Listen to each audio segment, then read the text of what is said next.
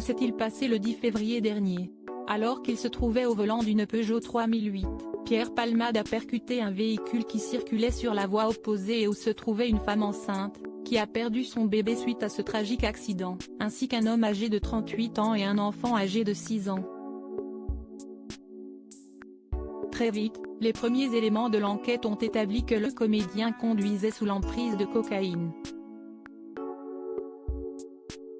Ainsi, ce dernier a été placé en garde à vue ce mercredi 15 février 2023. Une garde à vue sur laquelle nos confrères du Parisien en disent un peu plus. Pierre Palmade transporté vers un autre hôpital. Transporté à l'hôpital du Kremlin-Bicêtre au moment du drame, Pierre Palmade a été déplacé, ce mercredi 15 février 2023, à l'hôpital de Melun. Un lieu qui n'a pas été choisi au hasard. En effet, ce changement d'établissement a été fait pour faciliter un éventuel déferment au tribunal de Melun ce jeudi ou ce vendredi, avec, à l'arrivée, la menace d'une mise en examen, voire d'un placement en détention provisoire, précise le quotidien.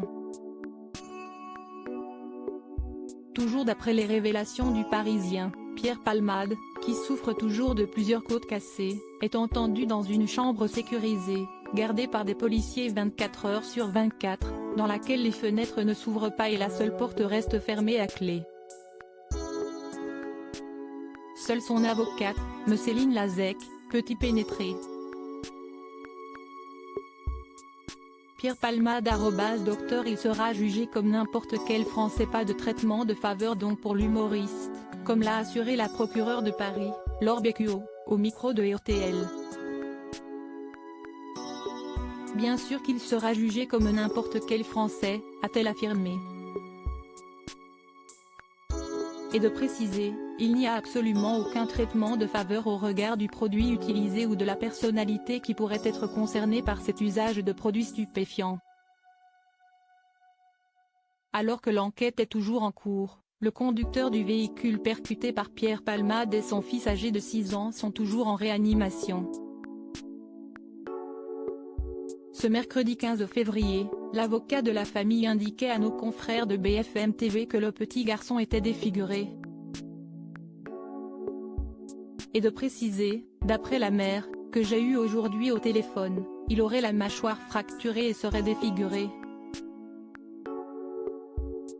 Le frère de 8 ans, resté au domicile, n'a plus de nouvelles de son père et de son petit frère et donc vous comprenez bien que les dommages collatéraux sont extrêmement importants dans ce dossier. Si le conducteur et son fils de 6 ans sont toujours en réanimation, leur état de santé s'améliore, selon les informations de BFM TV publiées ce jeudi 16 février 2023. Espérons qu'ils se rétablissent au plus vite, même s'ils devraient rester à jamais bouleversés par ce terrible drame.